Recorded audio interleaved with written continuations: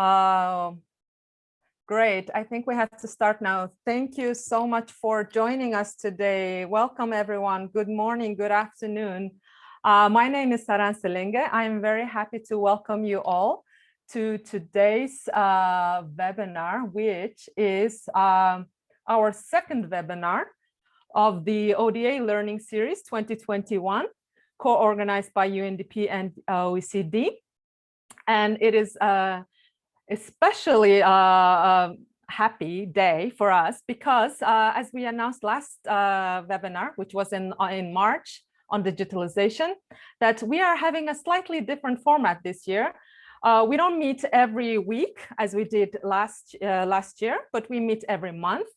And also every month when we meet, the webinars are co-hosted by our partners. So I'm very happy to announce today that today's webinar is brought to you by our Russia UNDP partnership team, especially Alyona here, who was instrumental in putting it together in partnership with the UNV program. So thank you very much already at the start of the webinar for those of you who have contributed to putting this very, very interesting and very packed agenda today. What do I say next? I say next that I have to remind you, not agenda yet, but it's okay, we can have the agenda, Maria, but what I wanted to remind you is, I think by now, in such a long time into the pandemic, I think we are all very familiar with Zoom, but I would still like to remind you of the few ground rules, and that was, please keep yourself muted when you are not speaking. You will have a chance to ask questions and discuss later in the session. I would like to remind you, if at all possible, if your internet connection and your computer and your house situation allows, please do keep your videos on. It is really nice to see you in at least on the tiny little screens. You know, we have been on this in this situation for so long that yeah, it's can we have the gallery view, please, Maria? Can we stop sharing the slide, because I wasn't going to share the agenda yet. Thank you so much. Yeah, so I really would like to strongly encourage you to keep your videos on to the extent possible. And if you don't, or if you cannot, or if you don't want to share your video, please do rename yourselves. There's a little tiny dot, dot, dot on the right upper side of your name. And then if you click, then there should be a possibility to rename yourself. I don't know if it's possible for you, but that would be great if you can also include your organization and your name. I see many of your names are here already. And also I invite you to share your experiences and your questions and your comments throughout the webinar in the chat box. We will be checking it. And another thing we invite you to do is to also share it in the mural board that Kubra sent to all of you in the email. If you have not yet received it in Kubra's email, now the link is shared with you on this chat box, which we invite you to share your experience as volunteers or as managers of volunteer programs to, you know, what are the lessons learned, what were your experience, and what your questions are. So please do share in the mural board throughout the webinar. We will have a look at it throughout and at the end of the webinar. I hope I am through with my housekeeping reminders. Unless I'm forgetting something, please, Kubra or Maria, who please feel free to add. Okay, chat box, mural board. What do I now? I do now is I ask you for a very quick warm up to this topic of today. So I ask Kubra if you could launch the poll question. You all know that I'm very, very fond of polls, but we have only one question, so please don't be worried too much. It's just to see who's in the room today with us and how familiar you are with volunteerism or with our subject of the day. Are you a volunteer, or you have been, or you work directly with some of them, or you manage projects and programs on international development volunteers or national development volunteers, or you provide funding to them, Perhaps some of you are in the room are planning or wanting to be a volunteer. And I'm talking here not UN volunteer, I'm talking about volunteers in general.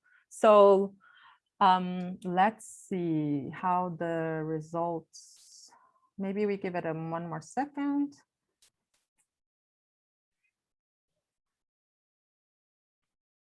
All right, did everyone have time to answer in the poll question? Whoa, what a nice distribution. Let's see. Wow, 28%. The majority of the people in the room would like to be a volunteer. Okay, so that's very interesting. The second highest group, I manage volunteer-related projects and programs. And the third highest group is I am or I was a volunteer. Actually, I was a volunteer. I still volunteer my time for development, but not as UNV. So that is, I'm in the first group. And there are others. So yeah, those in the other group, please do share in the chat box. What is your relation to volunteers? We would love to hear from you. Please do share. The chat room is awfully quiet. Please do, Ainur, hi, I see you on the screen. Can everyone do the nice flow thing on the chat where you share, I am connecting from this city, if you can like share it which cities you're connecting from. I'm gonna write here, Istanbul. Oh, chat is disabled. That's why nobody is writing anything on the, Kubra, can we please, yeah, Istanbul here. Well, actually, I'm very happy to be in Istanbul, except you probably heard that we're having a 3-week lockdown coming up. Anyways, we're not going to talk about that. We are going to go into our webinar, because you're wondering, like, you have 6 speakers today's webinar. Why are you rambling on? Sorry, but I would really love to hear from you. Now we see the chat waterfall cascade. Wow, Kenya, Turkey, Nepal, Nur Sultan, Ainur, hi, from greetings to Nur Sultan, great. Hi. Moscow, great. That is wonderful. Now I feel like there's, this is a room with people. Wow, it's from really around the world. So I think I have to say one thing to our usual part of our community, which is our development assistance providers. So I think I really have to make this clarification here. The ODA learning series, the main target audience are development assistance providers in Europe and CIS region. So Poland, hello to Magda, to Warsaw. So these are countries, we have today 3 of them presented as speakers: Russian Federation, Republic of Kazakhstan, Slovak Republic, and we have many others in the room, which are, as we saw, Poland, Turkey. Yeah, who else do we have? So we have a lot of our, what we call, some call it donors, and we call it development assistance providers. So there are many names, new and emerging donors, like, you name it. So basically countries that support others in their development efforts, countries that show solidarity with others, etc. And I see that there are many people around the world who are joining today. And I think the reason why is I think the event was shared on social media. And that's why I think many of you have joined us today for the topic of this today's webinar, which we will be addressing. So please do keep in mind that our main target audience are development assistance providers, and you are very welcome to join us and listen to our speakers and ask your questions. Okay, without further ado, I have to move on to our speakers. Our first speaker to present us and explain to us why we are having a dedicated webinar on volunteerism as part of our ODA learning series. We have Rafael Martinez with us, which we are very, very grateful, Rafael, that you are joining us today. Rafael is the Partnerships Development Specialist in the United Nations Volunteers Program. I think now Kubra shared in the chat box our bios of all speakers. Please have a look at them. It includes much more than what I will be saying. And he works in the Bonn headquarters, but prior to that, he has plenty of experience working in Latin America, Caribbean, as well as working in Dominican NGO. And yeah, Rafael, thank you so much for joining us. And please explain to us why we're having a dedicated webinar on volunteerism today. Over to you. Thank you. Thank you, Sharon. Well, first of all, I would like to thank UNDP for organizing this important webinar on volunteerism. I would also like to thank our guest speakers, Mr. Kulikov from the government of the Russian Federation, Mrs. Kucharik from the government of the Slovak Republic, Mr. Madiyar from the government of the Republic of Kazakhstan, and of course to our two guest UN volunteers, Mrs. Akilbekova and Mr. Gazankian, for joining us today, as well as to all the participants online. I mean, it's impressive to see so many people from around the world joining us today, and we are very grateful for that. First of all, I would like to mention that the United Nations Volunteers Program is a global advocate for volunteerism and contributes to peace and development worldwide by deploying volunteers and by promoting volunteerism in support of all the different initiatives that are implemented by the member states. For instance, when we talk about promotion of volunteerism, UNV works with partners to increase data and evidence. And through an analysis that UNV conducted in 2018, we found that more than 1 billion volunteers support different initiatives annually. This is equivalent to 109 million full-time workers. This puts in context the value of volunteerism, because the volunteer workforce is nearly 3 times the number of those employed globally in financial services. So this is why we are having this webinar today here, because volunteerism is important. We see that a large majority of the population volunteers in many different ways, everywhere. In this regard, UNV supports member states in capturing the contributions of volunteers to the SDGs through their voluntary national reviews, these VNRs, and 45 VNRs that were presented at the 2020 High-Level Political Forum on Sustainable Development included references and positive contributions of volunteers to the SDGs. This is 58% of all the VNRs that were presented last year. This is quite remarkable, and we appreciate that member states are taking the effort to acknowledge and to make visible the contribution of volunteers, especially in this current context of COVID, where we see that so many volunteers are risking their lives and providing critical support. Another example of UNV's work with partners is that UNV facilitates multi-stakeholder engagement and contributions to integrate volunteerism into the 2030 agenda. And for instance, just to give you an example, last year, UNV, together with the International Federation of the Red Crescent Societies and the Red Cross, organized a global technical meeting on volunteerism that mobilized more than 4,000 participants that enjoyed presentations from more than 70 speakers from coming from 60 countries globally. There was a breakout session for Europe and CIS, as well as other breakout sessions for other regions. And many colleagues, and some of them are, I can see them in the chat today, they were present in those discussions. And this is the positive impact of volunteerism, that we are just facilitating exchanges among partners globally. For doing all these activities that I mentioned, UNV relies on the Special Voluntary Fund.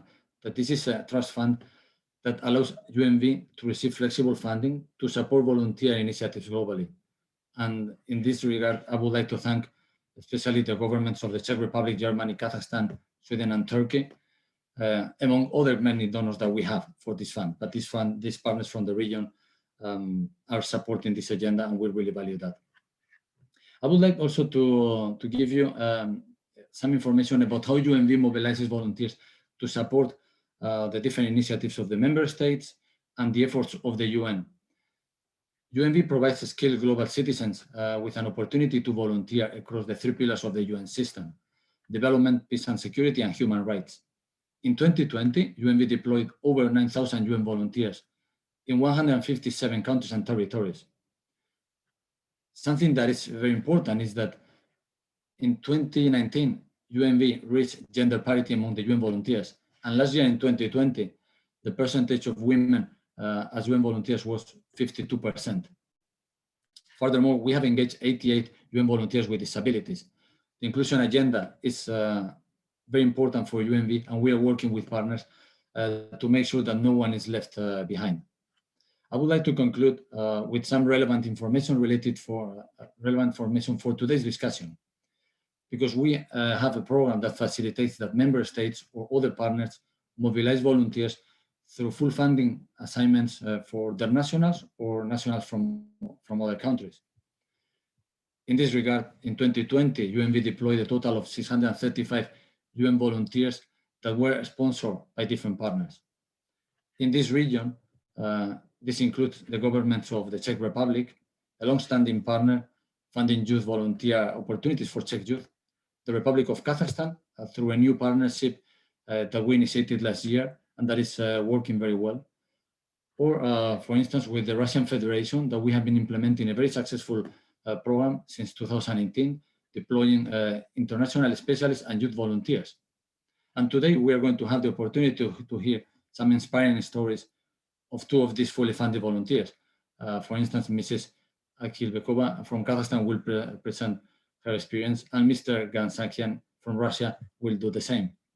And this is, in the end, what makes volunteerism important, that we can see the impact that so many volunteers globally are having day by day. This will be just some examples.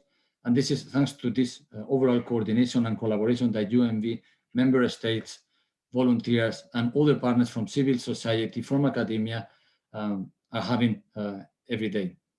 I would like to thank you again, UNDP, Saran, for organizing this important webinar, and looking forward to a rewarding discussion with all the colleagues and the colleagues that are attending this webinar. Thank you. Thank you very much, Rafael. And we also thank you not only for being here today as a speaker, but also for helping us to put together the whole program. So thank you very much for that. Colleagues and partners and participants, if you have any questions for Rafael at this stage, of course, Rafael will be with us for the duration of the whole webinar, right? So we can also ask questions later. And also for our partner development assistance providers, if there are any questions, follow up, you are more than welcome to, I mean, I'm saying on behalf of Rafael, but I can share his email with you. And then if you have any questions as to how the fully funded program works, or how the special funding mechanism, the one that your voluntary contribution fund, right, works, I'm sure Rafael will be very happy to respond to that. And also, Rafael mentioned the countries that are already participating in those programs, such as the Czech Republic, our partners, and Russian Federation, etc., which we will hear more about. So I think they can elaborate more on the program as well going forward. So perhaps we don't wait for a question right now and we move on. And when we have further questions, we can always come back. Thank you so much, Rafael. Can we put up that agenda slide again? Sorry, Maria, that I asked you to earlier to put away. Yes, because so as I mentioned, as you have all seen in the invitation, we have 6 speakers and we already heard from Rafael. And in the next block, or the next part of the webinar, we have 3 of our partners today to share their different experiences on volunteerism for sustainable development. We have Konstantin from the Russian Federation and Mr. Kozhahmet Madiar Duysembali from Republic of Kazakhstan, and Katarina Kucharik-Yarosheva from the Slovak Republic. And we have to have volunteers to share their experience in this very, you know, when we talk about volunteerism, and if we don't hear from the volunteers themselves, it would be definitely not complete. So we have Ruben and Dina with us.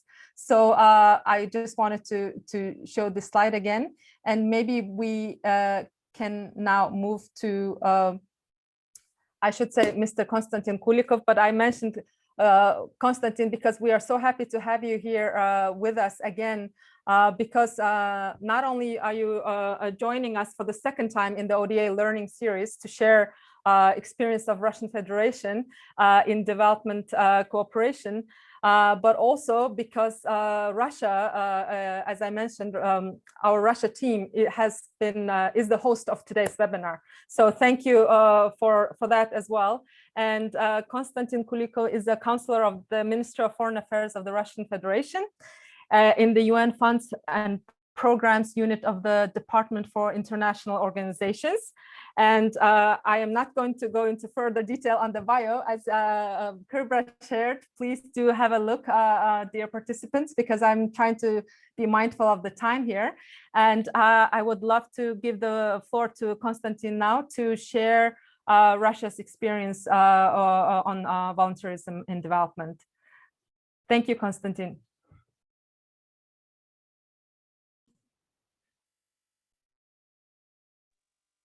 Yes, thank you very much. And I'd like to ask, I'll have a presentation, so if you could turn it on. And first of all, I'd like to greet all the participants, especially our colleagues from Slovak Republic, Kazakhstan.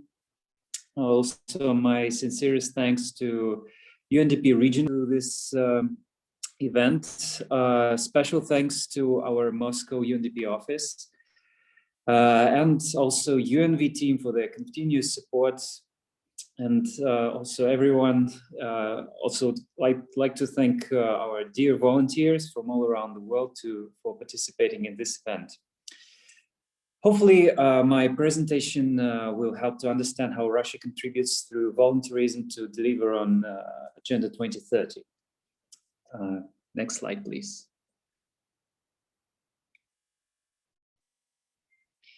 So volunteerism in Russia has gained momentum since Sochi Olympics in 2014 and continued to gradually expand during the World Festival of Youth and Students in 2017 and FIFA World Cup in 2018, when a large volunteer infrastructure was formed around the country and many young people got involved.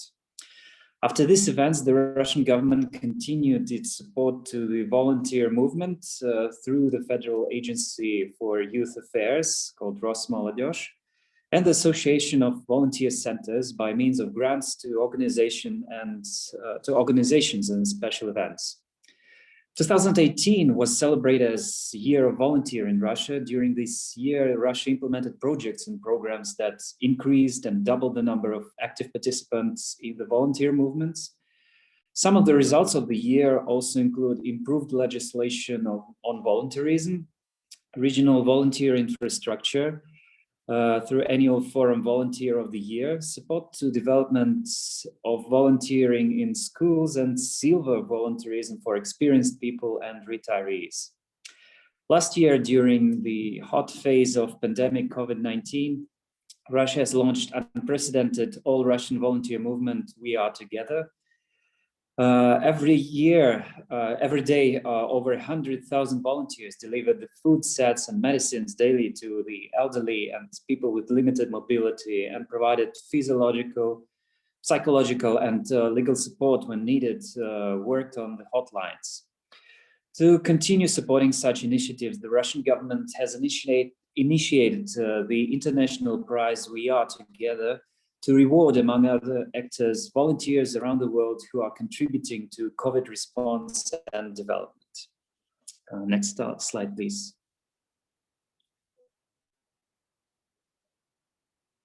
Can I have the next slide, please? Yes, thank you. So a great example is the Russian Federation and United Nations Volunteers collaboration through UNV full funding program mentioned by Rafael earlier, which is meant to deploy Russian citizens, youth, and specialists to support the work of the UN globally and to contribute to sustainable development, peace and security, and the achievement of the SDGs. The prerequisites for implementation of the full funding program were created within UNDP-UNV joint project Knowledge Management and Capacity Building in Russia under the auspices of UNDP partnership. That led to increased awareness about the UNV modalities, development of collaboration between UNV and Russian volunteering, and are facilitating that a growing number of skilled Russian nationals are also registered in the UNV Global Talent Pool to expand that work. Next slide, please.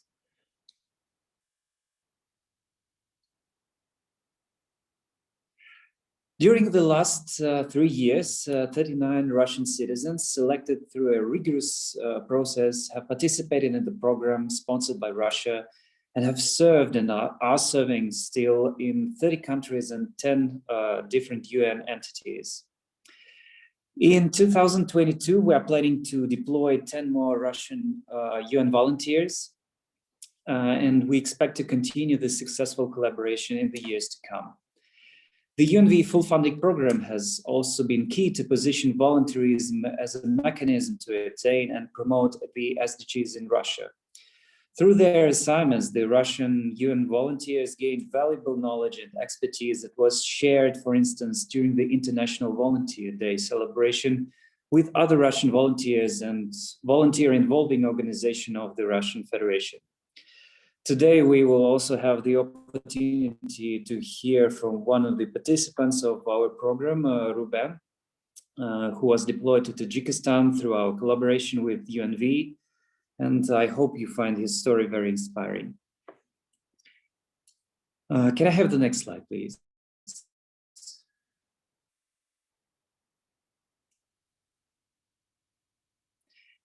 Here, I would also like to present the project Strengthening Youth Volunteerism in the CIS region through a Partnership for Development Youth Unite and Volunteer project, implemented in cooperation with Association of Volunteers, a prominent Russian NGO.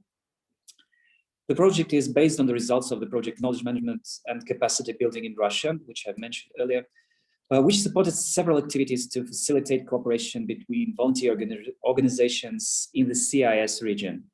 The project is funded through Youth Window of the Russia UNDP Trust Fund for Development.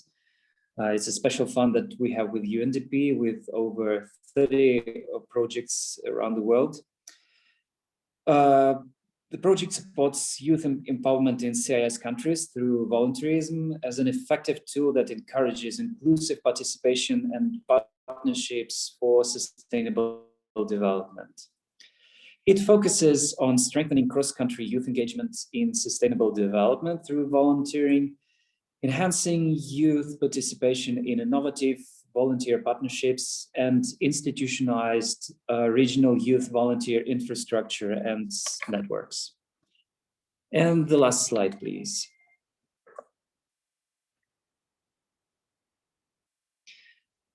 Generally, the Youth Full Funding Program and the project Youth Unite and Volunteer are just two of the examples of how volunteerism is highly recognized by the Russian government, and evidence of the importance of volunteerism to the Russian Federation is the number of examples that are reported in the Voluntary National Review that our country has prepared in 2020.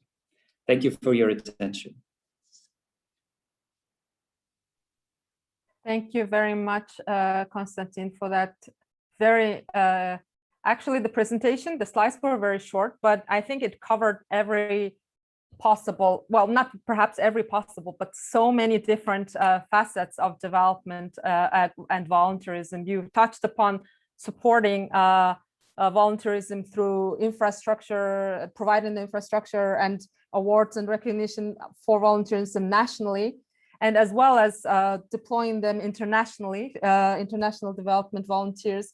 And you also touched upon how you are even integrating it in your programming through your support to the CIS region. And I think that is really fascinating. We are very excited to see that I know a colleague is working on that project, and I think that's a really, really great program, because I know from my personal experience, there are many people who would like to volunteer, but they don't know where to start. They don't know how to find the needs, right? So there is, I think, what you highlighted as the infrastructure or the institutional framework where how do volunteers and how do people in need are put together, right? How can they be supported? I think that's a really, really important aspect. Thank you for bringing that up. I wonder if there are any questions at this stage to Konstantin. Otherwise, I think we can have the questions and answers after the presentations. If you have really burning question, we can take it right now. Do I see any hands up? If not, I'm gonna count, 3, 2, 1. Okay, then you missed your chance to do for the burning question. You will have the chance later after all the presentations, or of course you can share it in the chat box. Thank you again, Konstantin, for that very interesting presentation. Now I would like to move on to Mr. Khoshahmet Madiyar Duysenbali. I'm very honored to, meaning on behalf of everyone who's organizing this webinar, as well as the participants, we're very honored to have you here with us today to share the experience of the Republic of Kazakhstan in deploying volunteers, as well as supporting volunteerism in development in general. We're very excited to have you here. We have the you all have the bio of Mr. Madiyar here in your what shared earlier. He is the chairman of the Committee on Civil Society Affairs of the Ministry of Information and Social Development of the Republic of Kazakhstan. And he was the chairman of the Committee on Youth and Family Affairs in the same ministry prior to that. So I think it's safe to say you have a lot of experience working and supporting youth in development, perhaps even beyond the volunteerism. I have to mention this because I saw Ainur on the screen before. Kazakhstan is a very special country as well for us because not only it's a program country for UNDP, but we have been working with Kazakhstan on developing its ODA system for a long time. And I know that Kazait was launched last year, if I'm not mistaken, right, Mr. Madiyar? So we are very, very happy to that is evolving and that is developing. And I know you were here today with us, so very happy to have Kazakhstan featuring today in the webinar and to hear your, we are very excited to hear your experience. Thank you, Mr. Khoshahmet, over to you. Thank you very much. My presentation, I think. And there was one video. I don't know if it's possible to show it before my speech. Sure, that we can show the video first. I invite everyone to stand up and move while watching the video, by the way. It's a nice musical interlude, by the way. I invite you all to move a little bit. All right. Thank you. Мы с тобой волонтеры, связаны наши пути. Ты пришел в этот мир не один. Адамдардың жолы махаббатқа толы. Бол әлі біз үшін жаралған. И когда ты ищешь ответы, поднимись взгляд в небеса. Мы с тобой, мы семья. Эти люди оказывают безвозмездную помощь незнакомцам. В 40 километрах работали 9 спасателей. Спасателям помогают свыше 200 волонтеров.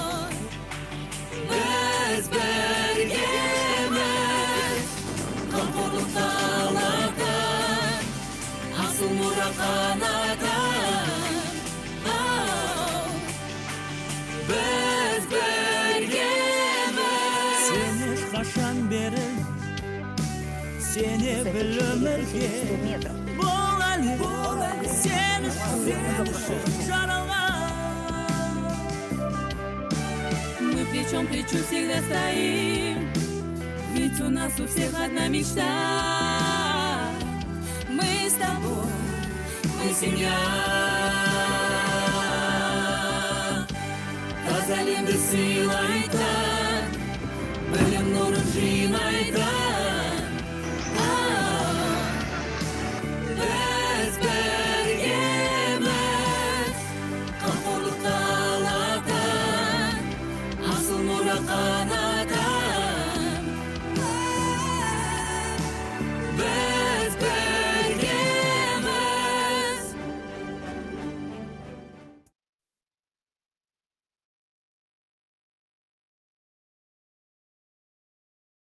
Thank you. Can I start? Yes. Yes, please. Maria's, the slides are coming up right now. Okay. My greetings, dear friends, colleagues, and participants. The topic of today's webinar is more relevant than ever. The pandemic has shown how vulnerable humanity is to a certain extent, despite the fact that we live in the technological era. We have gratefully accepted the invitation to the seminar, to webinar, to share our experience. Today, I would especially like to note that the role of volunteerism in countering the pandemic. And it's time a significant increase in volunteer and the social activism was recorded in many countries. Volunteerism in the modern times plays considerable social significance under good conditions created jointly by the state and the society. Volunteerism can become an impressive source for the social development of the country. The past year, 2020, was declared by the President of the Republic of Kazakhstan, Kassym-Jomart Tokayev, as a year of volunteer.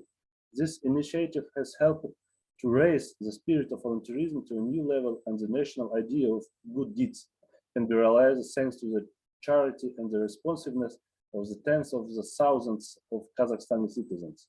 In Kazakhstan, the number of citizens and organizations involved in volunteer activities has increased in 1 year, and the scale of implemented volunteer programs and the projects has expanded. Here are some numbers. The number of volunteer organizations and groups has increased 3 times, and today there are more than 600 of them. The number of permanent volunteers has increased 4 times, which is more than 200,000 people. During the fight against the pandemic, about 1 million Kazakhstanis joined to the volunteer movement. More than 1.5 million of our citizens have received assistance. Dear participants, a set of measures is being implemented to develop volunteerism in Kazakhstan. The recognition of volunteerism at the state level was preceded by the special law on volunteerism adopted in 2016. This law for the first time laid the foundation for the more sustainable, systematic development of volunteerism in our country.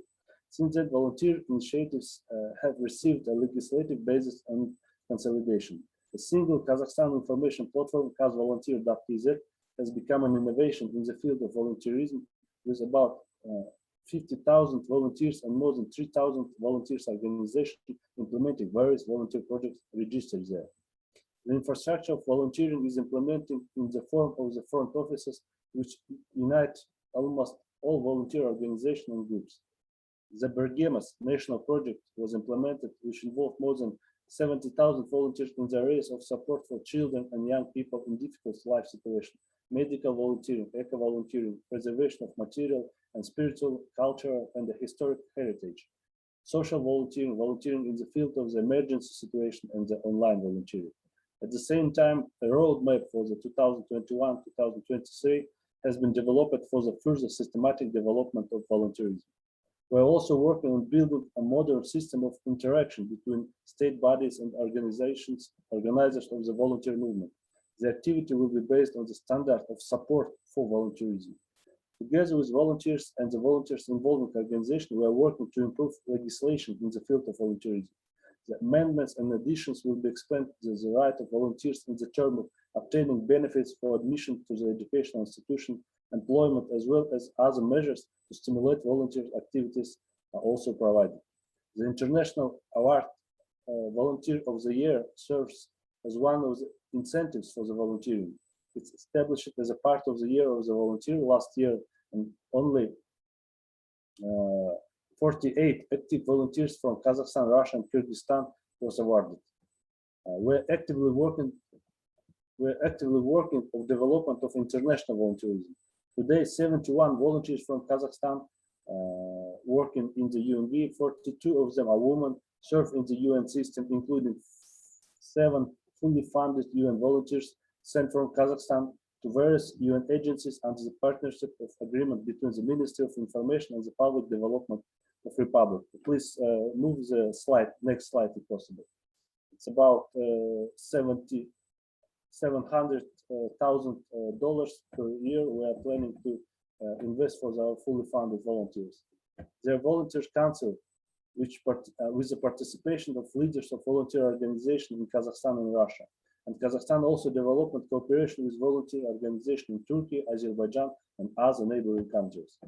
It's worth noting that last year, the first time Kazakhstan initiated the inclusions in the text of the UN General Assembly resolution quadrennial comprehensive policy review of operational activities for development of an item recognizing volunteerism as a powerful and universal tool for implementing the 2030 Agenda for Sustainable Development and the important role that volunteers play in their response to the COVID-19 pandemic and its consequences. The resolution was supported by the UN member states, adopted in December of 2020. And at the 75th sessions of the UN General Assembly, our president took the initiative to proclaim the International Year of Volunteer Mobilization. To date, work is underway to prepare the relevant UN resolution. This initiative will contribute to the development of the volunteer movement aimed at expanding practice of communicatory, methodological, and expert cooperation at the level of volunteers involving organization and volunteers themselves. Please, next slide if possible. This is the right time to recognize the enormous input of volunteers across the world to eradication of poverty, preventing deaths of people through the timely informative campaigns of fighting against COVID-19 and importance of mass vaccination. The new reality we all live in now shows that us as a resident in how we live, work, and collaborate has happened, and we need the evolution of the new social contract between people and the states to secure human development while protecting the environment. In this regard, we are asking countries participating in this event to support this Kazakhstan initiative and to make the global ideas of good deeds a reality. Thank you for your attention, dear colleagues.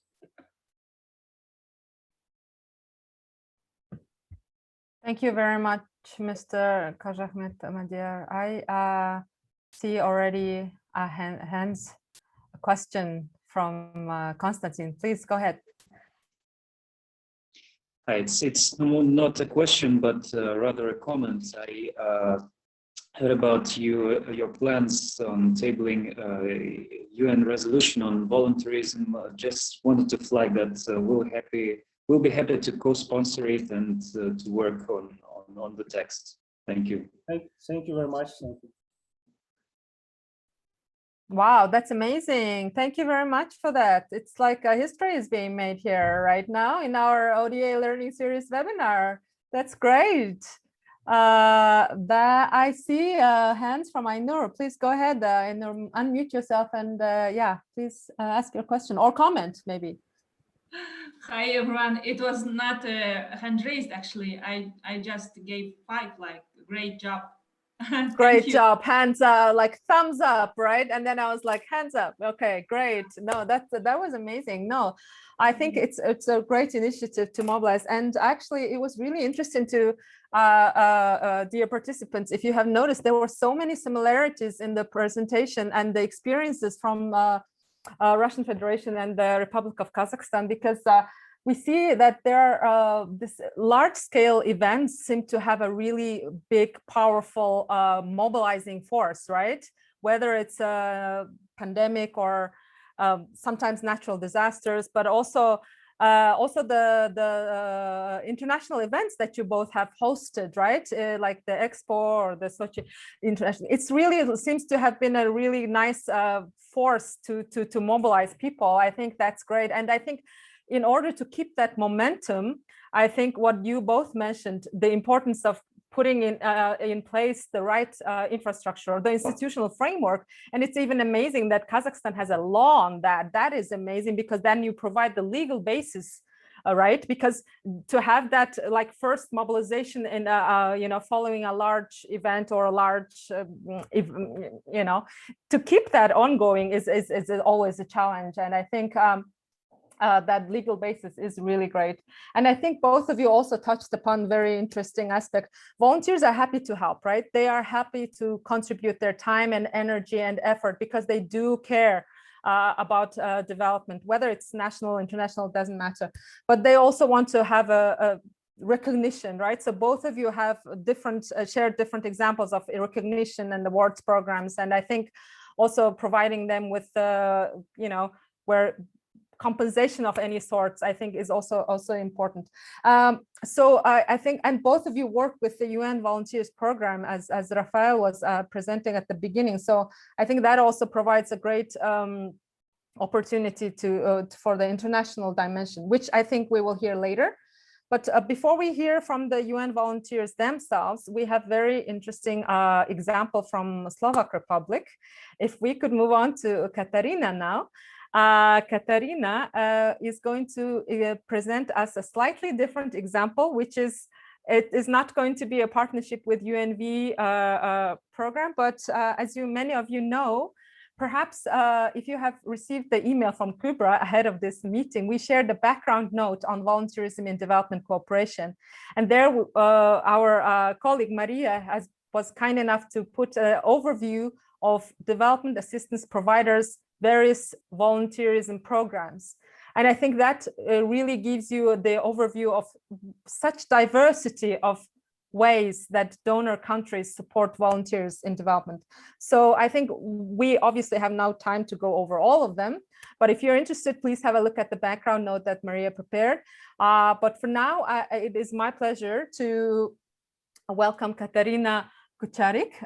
She is the project and financial manager at the Slovak Agency for International Development Cooperation, and she manages the volunteer program. So I think we are very excited to hear the example from Slovak Republic. Thank you for being here today with us. Katarina, over to you. Thank you so much. I would like to say I'm so happy to be here and to present our program of sending volunteers to development countries, because volunteering for us and for our agency is a really meaningful activity and a really meaningful program. So volunteering is an activity in a support of good carry out in a free will and with a free choice is one of the most important pillars also in the framework in development cooperation and humanitarian aid. And when the European Commission declared the European Year of Volunteering in 2011, it drew attention to the need of international intercultural development, strengthening solidarity and mutual understanding between the nations. So the importance of volunteering was also declared by our government of Slovak Republic with the adoption of the new act about volunteering. And the next year, the Ministry of Foreign and European Affairs of Slovak Republic was approved for the first time a pilot program of sending volunteers to development countries in 2012. So since this year, it has been one of the tools of official development assistance of Slovak Republic implemented by our agency. So our projects and our activities are implemented in accordance with our territorial and also the sectoral priorities. Slovak Development Aid in 2019 and 2023 is being implemented in the region as Western Balkan, EU Eastern Partnership countries, East Sub-Saharan Africa, and Middle East. So from the territorial perspective, so the countries defined in our medium-term strategy for development cooperation have priority over other countries when it comes to deployment, the volunteers and experts, but they can also be sent to other development countries listed by OECD Development Assistance Committee. Also, we have our sectoral priorities, and a sectoral focus of ODA Slovakia is based on partners' cultures, development needs, and available Slovak aid capacities, and development cooperation of Slovak Republic, and also the program of sending volunteers to development countries assists in fulfilling national priorities of the 2030s Agenda's implementation for sustainable development in partner countries. So Slovak development aid is implemented in the 6 sectors, which each of them are integrating cross-cutting themes. You can see it at the screen: good health, quality education, good governance, building civil society, food safety and agricultural, infrastructure and sustainable use of natural resources, and supporting creation of market conditions. So every activities of the volunteers are based on our sectoral priorities. So what are the main goals and principles of our program of sending volunteers to developing countries? First of all, the main goal of volunteering is to support Slovak aid's development interventions in our priority countries, in our program and partners countries. And also volunteering supports the building of national staff capacities. Volunteers themselves gain the knowledges about the country, its culture, develop their language skills, practical skills, and also professional and international knowledges, and last but not least, experiences in development issues, because it is not possible to gain a comprehensive academic education in the field of development studies at Slovak universities. So the group of experts with the practical experiences and with development issues, this group is formed also by our program by sending volunteers to development countries, sending volunteer experts to development countries. So our main principles is the compliance with the goals of development cooperation of Slovak Republic. Also the receptivity to the needs or to the need of partner countries, volunteer safety, volunteers status, and also volunteering awareness. Slovak Aid, or our agency, is a donor. So at the beginning of every calendar year, we publish the call for the applicants to obtain a grant on volunteers projects. Then these applications are evaluated by us, by the committee, and then the Committee of Ministry of Foreign and European Affairs recommends some projects for the approval to our minister. And then when these projects are signed by our minister, our agency can conclude an agreement about some volunteers projects with the beneficiaries. And our beneficiaries are mainly non-governmental organizations work in humanitarian and development sector, or yes, development sector at Slovakia. So our volunteers are chosen by the beneficiaries. Our volunteers are also prepared and are sent to developing countries by our beneficiaries, because we are the donor and we are providing the financial support to the beneficiaries. Since 2012, more than 200 volunteers have been sent to developing countries for our program. And I would like to say or tell you some good examples of the projects and our implementators. One of the most regular and also long-term projects is with our implementator, St. Elizabeth University of Healthcare and Social Work. And St. Elizabeth University is sending volunteers to for example, St. Cecilia Orphanage in Lesotho. And this center is a health and social care provider for orphans living in Lesotho. And this project has a very long and successful tradition, because it was established in 2009 with the cooperation of St. Elizabeth University and the parish of Habusano in Lesotho. And our volunteers help with social activities for the children, also organize some leisure activities, help children with their education, and with the aim of better integration of children into society. Another African country to which St. Elizabeth University send volunteers is Rwanda, and the volunteers are sent to, for example, to Kibeho Anti-Nutrition Center, And this center is run by San Vincent Pallotti Missionary Sisters, also with the cooperation of St. Elizabeth University of Healthcare and Social Work.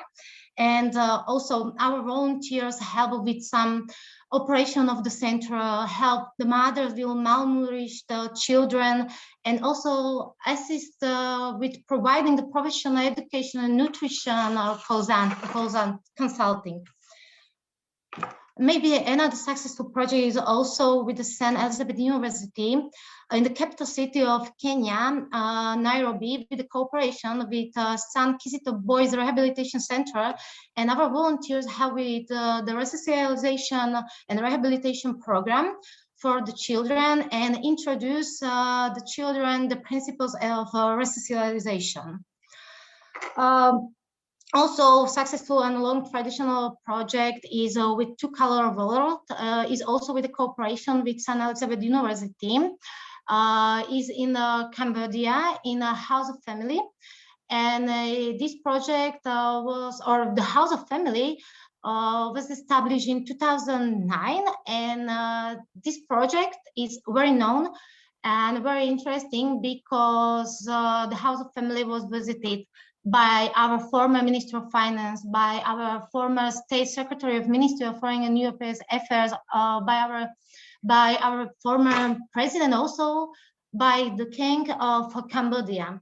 So also the participation of volunteers there is very meaningful. Another implementator is, for example, ADRA.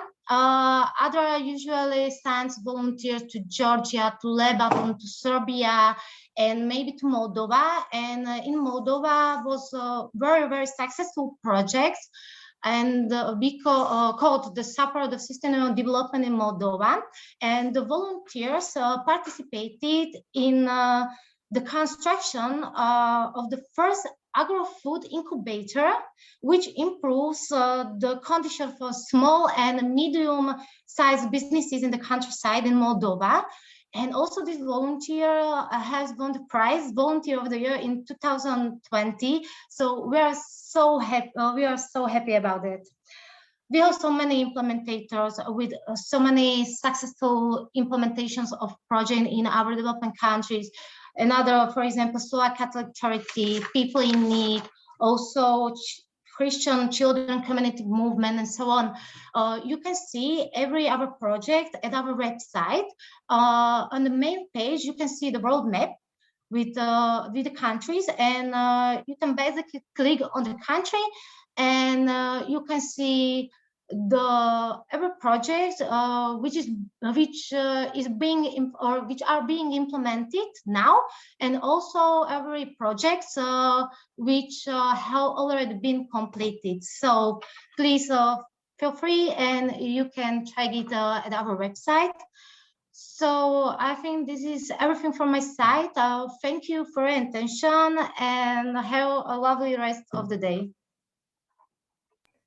Thank you so much, Katerina. I hope you're not leaving and saying have a lovely rest of the day and leaving us here. You are here with us to answer questions, if I may be, right? Thank you so much. It was really interesting to hear your example from the Slovak Republic. And actually, as I was listening, there were many of the things that were, the background paper on volunteerism for development that our colleague Maria developed. And it was really interesting that many of the things, there are commonalities between a lot of donors. For example, that you work with, other organizations, right? And also that I think it is when I was going through all the donor countries, they don't necessarily always implement it themselves, right? They work with other organizations and NGOs and intermediaries, and some donor countries have a dedicated agency for that, or some not at all. They just work with NGOs that deal with volunteer management, etc. So I think that was very similar in that regard. And also what you mentioned earlier, what we heard from other speakers before, it actually benefits the country itself that is sending, right?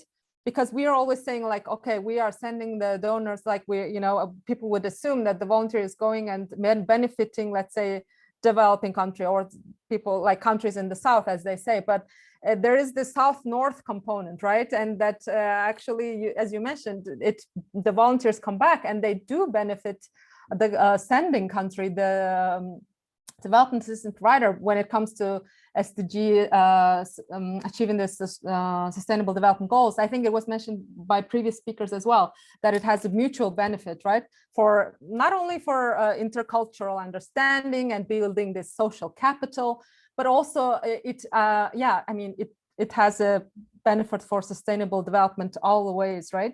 And actually, when in that mapping, you will see that donor countries have not only this north-south components, I mean, some countries have north-south components, but they also have dedicated programs to support volunteers coming from the global south to the north to do a volunteer assignment. And also some of them support south-south components of volunteerism. So I think there is a really like a rich variety of experiences when it comes to volunteers. I see hands from Magdalena. Is that a question? Please, Magda, do you want to unmute yourself and ask? Thank you very much for the voice, and thank you for a very interesting presentation. My name is Magdalena Albrecht. I'm working in the Ministry of Foreign Affairs of Poland, and I'm really interested in the information you presented, and I'm wondering whether it's possible to add some additional questions. I've got 4 actually, if it's possible. I mean, please I assume it means yes. Yeah, no, yeah, exactly. Please go ahead. Let's do this. We have all the speakers here with us, so let's do this. Yeah, please go ahead. Thank you. I'm wondering whether only 1-year projects are possible in the Slovak-aid program, or maybe you accept also multi-year, like through 2-3 years or more initiatives. And yeah, it's very interesting because in Poland, for example, in our volunteering program, we accept right now only 1-year projects, and we really wishing to make it possible for longer. So I'm interested how does it work in Slovak-aid? If it's not a secret, how big is your budget for the program for each year, for 1-year call of proposal? This is my second question. And how many people travel each year? That would be the third one. So the program, how big it is, how many people you can send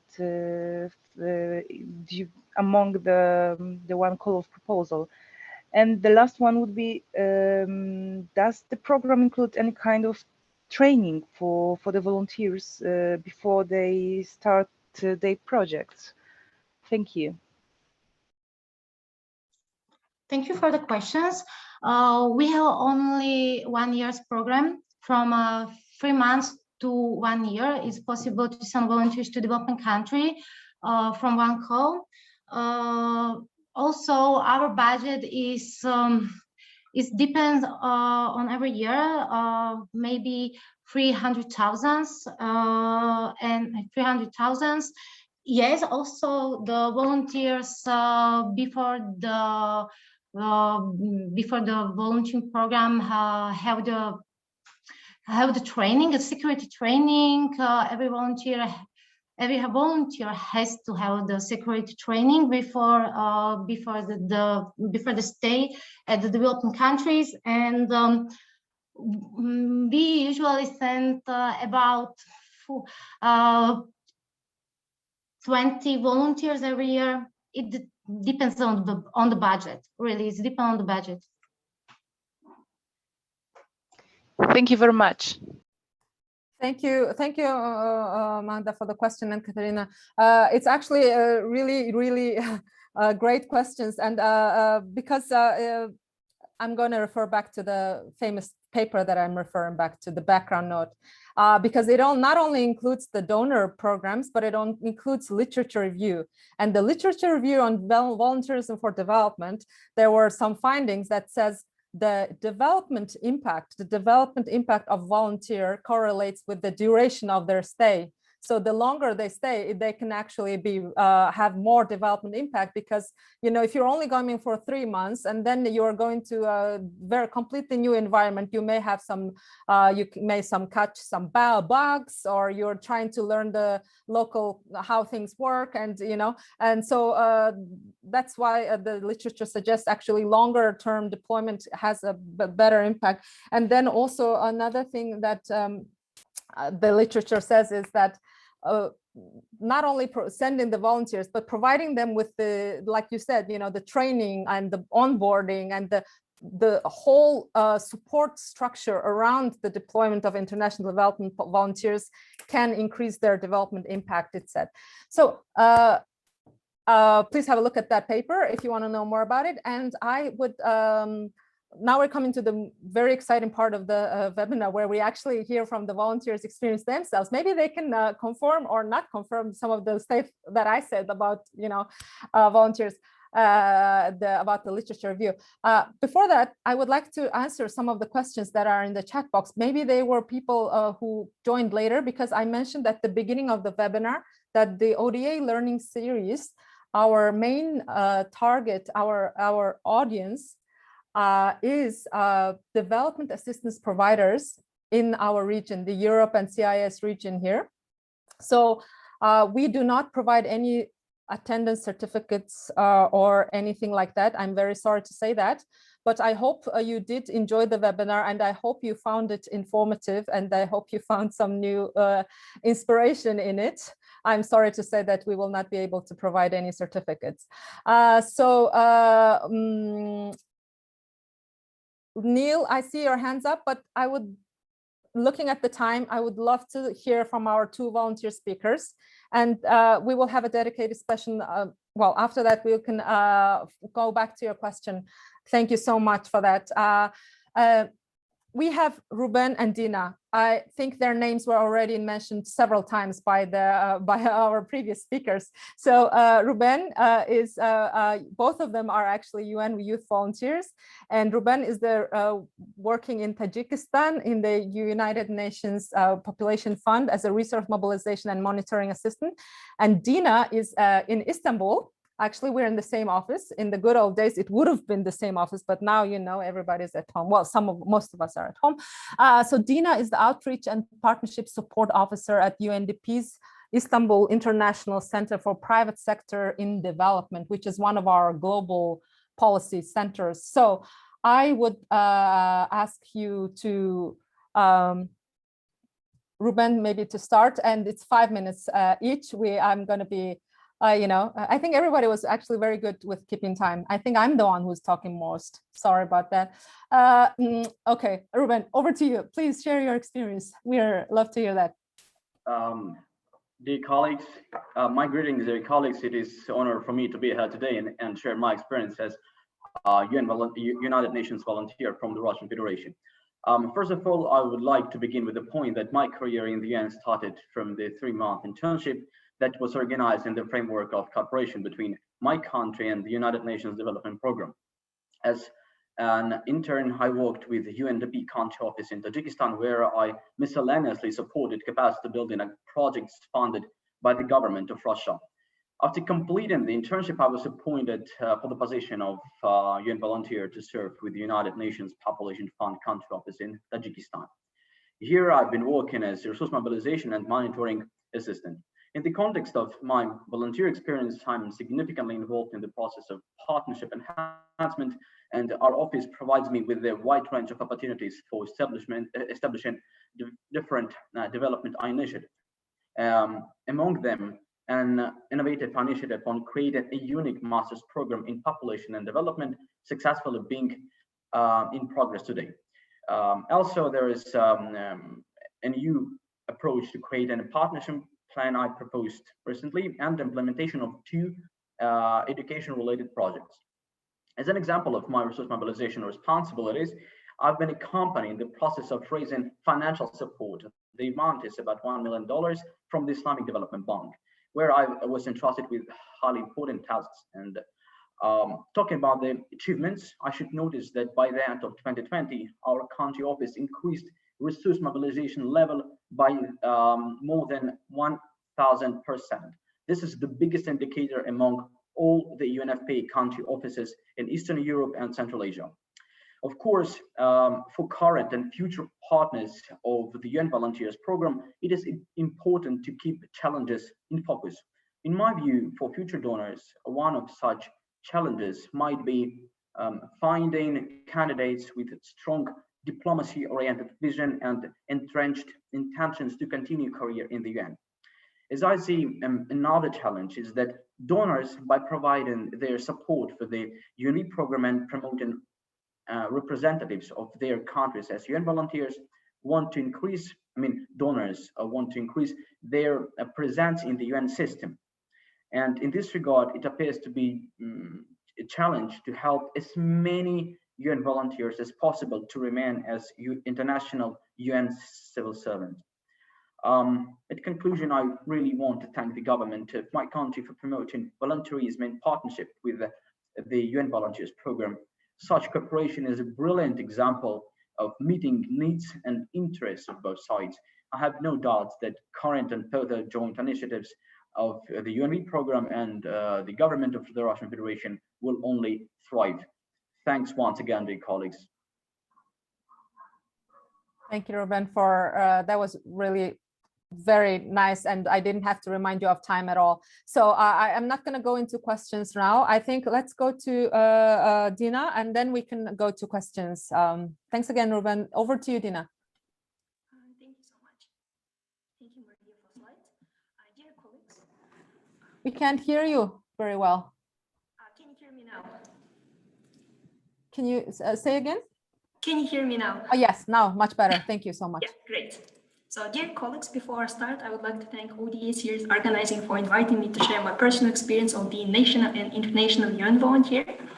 My name is Dina Kubekova, and I work, and I'm one of the first 7 fully funded UN volunteers from Kazakhstan. Currently, I work at UNDP ICPSD as Outreach and Partnership Support Officer at SDJ Lab.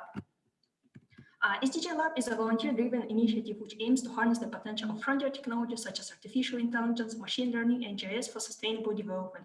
All roles except the overall management and oversight are taken by UN volunteers, including myself.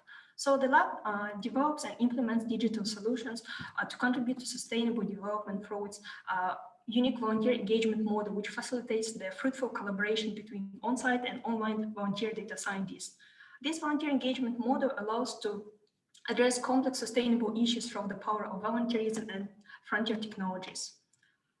At SDJ Lab, I coordinate the recruitment of online volunteers who join our projects for 3 months and work under the guidance of my colleagues. So far, we have recruited 50 online volunteers from almost 30 countries who come from different backgrounds but share the interest and the motivation to use their knowledge and skills for the common good. I believe that online volunteerism is a powerful tool which allows to contribute to sustainable development and SDGs without limitations such as time and geography. Through online volunteer, we can engage dozens of professional data scientists who can support the digital transformation and accelerate the achievement of SDGs. I hope that SDJ Lab example will inspire other UNDP units and development stakeholders to more actively engage online volunteers. Maria, if you could please put the next slide. Thank you. Working with online volunteers, I actually got interested in volunteering online myself. So currently I contribute to the development of online resources on reproductive health for teenagers in Kazakhstan while residing here in Turkey. So actually on this slide, you can just see how many online volunteering events I attend in 2021. So that was a great experience, but I guess for most of us, it's like all these Zoom meetings. Maybe if you put the next slide, thank you. So before online volunteering became a new norm, I have been serving as on-site volunteer for many events and organizations, including 2011 Asian Winter Games, 2017 Astana Expo, and many others. I was actually one of the first national UN youth volunteers in Kazakhstan when I joined UNDP in 2017 to support communications and outreach team at Astana Expo, where I also supported the recruitment and management of 50 student on-site volunteers serving at the UN Pavilion. Transition from national to international UNV to UN volunteer was one of the most rewarding and yet challenging experiences in my career. I have gained essential understanding of the UN and development sector serving as national UNV. However, I was lacking the understanding of what it takes to advance my career internationally. Back then, there was only one international UNV from Kazakhstan who was already established expert. So I didn't have anyone with similar background to look up and get advice from. So I had to figure out everything on my own, which took quite some time for me. So I really would like to see more national volunteers advancing their careers and joining the UN on regional and global level, setting up the example and supporting their national peers. I do believe that serving as international UNV is a great opportunity for young people to prove themselves and gain priceless professional and personal experience. I hope that there will be more opportunities like this for talented youth both in Kazakhstan and beyond. Here, I also would like to emphasize the importance of the government support for youth and volunteers movement, for instance, in Kazakhstan, adoption of the law on volunteerism, the year of the volunteer, as well as support shown to the UN volunteers program that have greatly benefited young people and advanced volunteer movement in the country. On this note, I would like to conclude. Thank you very much for your attention. Thank you so much, Dina. That was very informative and you went really fast. I hope that everybody could hear it because it was such a great example of, because both of you touched on such different aspects, right? Because Ruben talked about how internship was so, you know, like builds the foundation and then you continue from that to be a UNV and then potentially to be further in the United Nations system as a civil international citizen. And you touched upon, Dina, with being a national volunteer and then moving on to international volunteering, and also very important, online volunteering, because that nowadays is a huge opportunity for everyone who would like to volunteer online. So I see comment there, and I would like to, now we have about 10 minutes for Q&A. And actually, what I would like to highlight is that you mentioned the importance of support provided, right? Because it's not very easy to go from national to international, right? And I think both of you were very lucky to have governments that both the government of Russian Federation and the government of Republic of Kazakhstan, as we heard from before, that they value volunteerism and that they support, they provide the infrastructure and the enabling environment and invest in it. So perhaps Rafael, or not now, but because Neil has a question, right? If after Neil's question, Rafael, if you could comment on how volunteers from developing countries can volunteer in the United Nations system, because we received a lot of questions on that when when there was the Zoom registration, and also on Mural, that some of our participants asking, I would like to be a volunteer in the United States, how is it possible? So if you could elaborate on that after Neil's question, that would be fantastic. Neil, please, could you unmute yourself and ask the question? Thank you. Yes, thank you, Sarah. Greetings to everyone. It's a great time for me, experience to observe this event. Thank you to all the participants and organizers. Quick question. First, let me give a little reference to my question. Sarah gave many quotations, from the literature. So I will also start my question with one of them. As many of you might know, according to the literature also, it tells us that those who enroll in volunteerism at the age of 10 or before 10 tend to continue their volunteering activities 2 times more than those who never started at the age of 16. So there is this comparative analysis between the ages, and to highlight the importance of educational system. So my question is to both donor countries. The results of the countries shows the great vision and strategy behind it. So with regards to the implementation of your roadmap, where did you put the developing a curriculum on volunteerism in your countries? Is it ongoing now, or is it already implemented?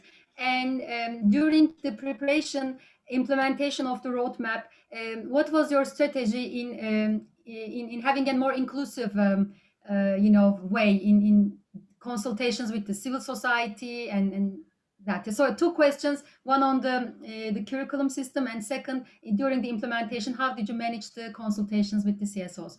Thank you. Over. Neil, I did not catch the part. Who is the question directed to? Sorry, I did not catch that To part. both country, actually member states, to both Kazakhstan and Russian speaker, if possible, or just one of them can also respond. Due to the time, I'm leaving it up to you.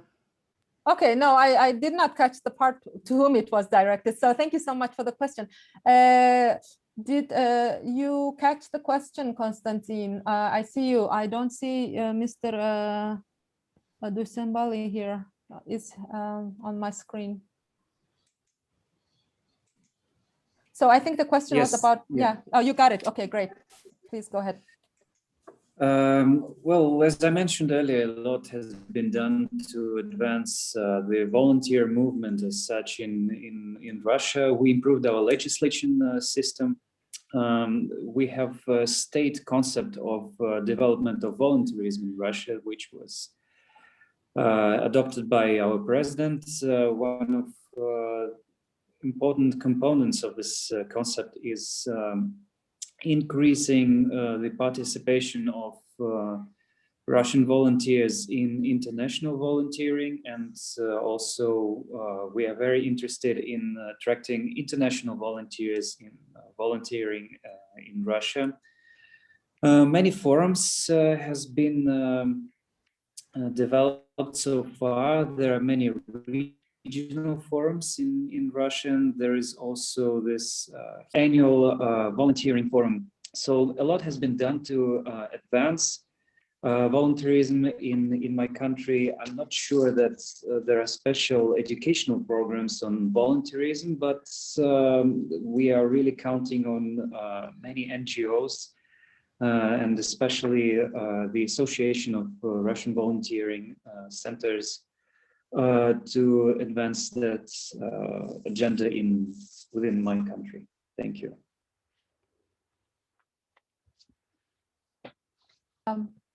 Thank you so much for that answer. I'm afraid Mr. Kozhahmet from Kazakhstan is not with us anymore, so I don't think he can answer the question. I'm so sorry, Neil.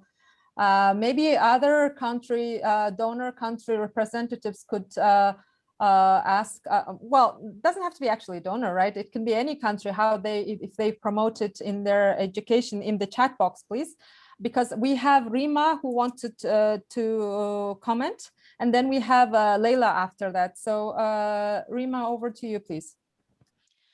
Thank you very much. Dear partners and colleagues, yes, my name is Rima Sabaeva. I am a regional manager for Europe and CIS of UN Volunteers Office, which is located in Istanbul.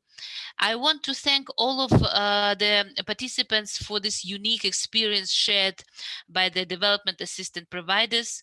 And from our office, let me express the gratitude for the contributing through SDGs, through volunteerism and volunteers from your countries.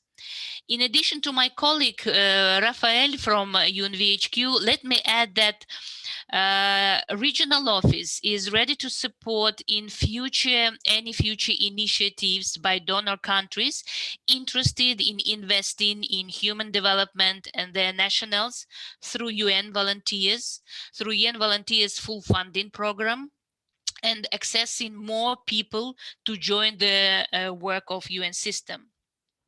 And the best examples of the UN volunteers, Ruben and Dina, who presented their experiences.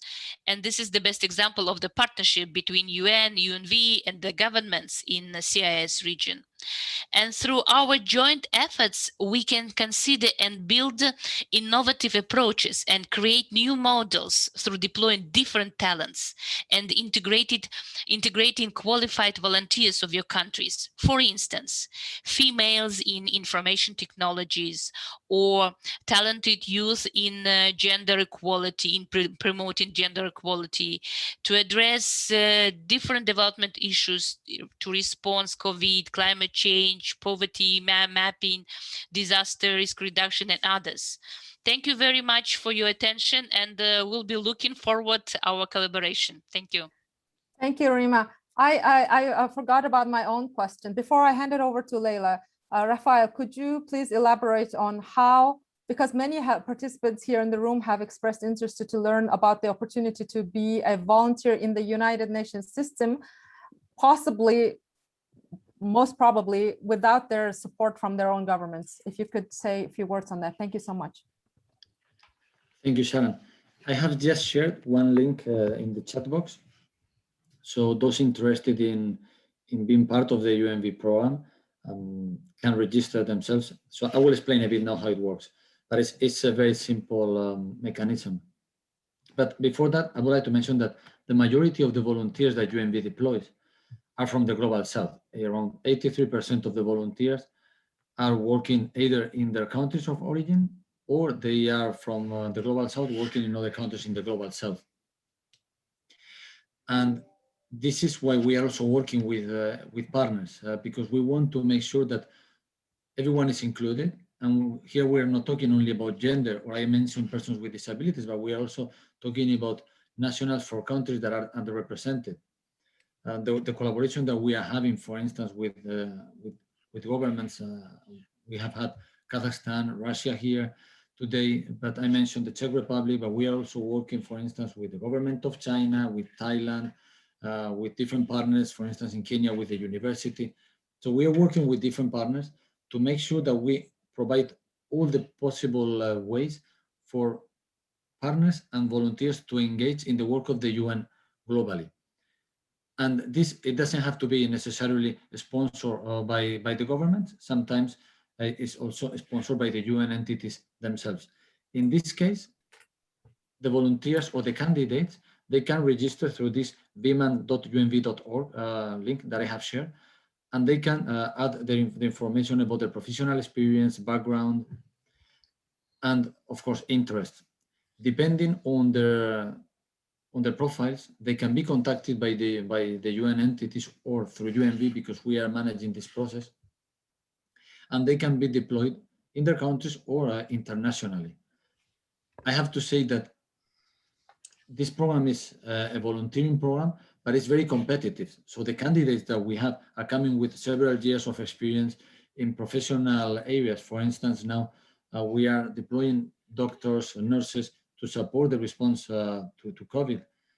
But we deployed more than 100 professional categories, from lawyers to engineers, from experts on human rights, children rights, to water and sanitation, nutrition, food security.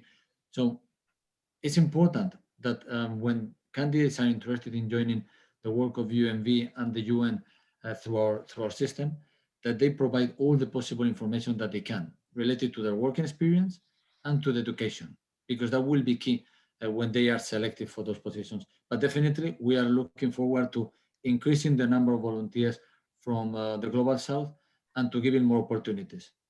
Thank you so much, Rafael. That I think was many people interested, and I was a very bad timekeeper today. We ran out of time, but Leila has had her hands up for a long time. So please, if you could very keep it short. Thank you so much, Leila. Thank you very much for the opportunity to ask a question. I will be as short as possible in terms of time. Just to give some background info, I work as a manager together with Ainur in Kazait, which is the newly established operator in the ODA of Kazakhstan. And in this context, I would like to ask a question to Ms. Yarosheva, because we're colleagues in this sense, as we both work in the ODA as operators. And my question is, what were the main challenges of Slovak aid in creation of their volunteer program in 2012? And what were the challenges, and how did they overcome these challenges? Did Slovakia had the experience before with working with volunteers before the creation of the program or not? Thank you very much. Thank you for that really great question, which is the essence of our ODA series here. So Katerina, if you could keep it brief. I mean, it's a super important question, but yeah, please go ahead. Thank you for the question. I don't know exactly what to say because Our program is, I think, quite new and also quite established since 2012, but you can write me an email and I can answer it. I think this will be better. And also, what is the, but I can tell you what is the big challenge now for us is the pandemic, COVID-19, because it's a very, very difficult to send volunteers to development countries now. So we have also the lower allocation for sending volunteers to development countries. So this is the biggest challenge for us. Last year, when the pandemic started, we have so problems with the evacuation of the volunteers back to Slovakia from the developing countries. They were stuck at the airports and so on. So this was our, and still is the biggest challenge for us now, because also the sending of volunteers to developing country is now only with the approval of the Embassy of Slovak Republic in the respective countries. And about the volunteering program in 2012 and before, you can write me an email and I can maybe answer you, but I'm not sure what to say now. So I think it will be better if you write me directly via email. Thank you very much. Thank you so much for connecting. Yeah, the reason why we have this Zoom meeting modality, not Zoom webinar where you only see the speakers, we actually encourage this exchange and connecting between each other. So if you can identify one of your peers and your, this is the idea of our whole series, is that you share experience among each other and then follow up and connect. And, this is why we have this opportunity to see each other. And please, I highly encourage you to connect. I also saw in the chat that people were also connecting with each other. I have to apologize for being 6 minutes over time. And thank you so much to all of our speakers today for sharing your experiences. It was really highly valuable. I hope it provided opportunities and learning and connecting the dots amongst each other. And I thank all of our participants for joining us and staying for the duration of the whole webinar with us. Thank you so much for your interest. And last but not least, I thank the organizers. I thank Aliona, who was the lead organizer of this webinar, and also with UNV program, and Maria and Kubra, everyone who organized it. Thank you so much. Our next webinar of the ODA learning series will be on May, let me check, May 26. It will be hosted by the Slovak Republic. It will be on impact instruments, financing instruments in development, or results-based financing instruments in development, with a special focus on social impact bonds. Please do join us. We will be sharing the further details with all of you as usual.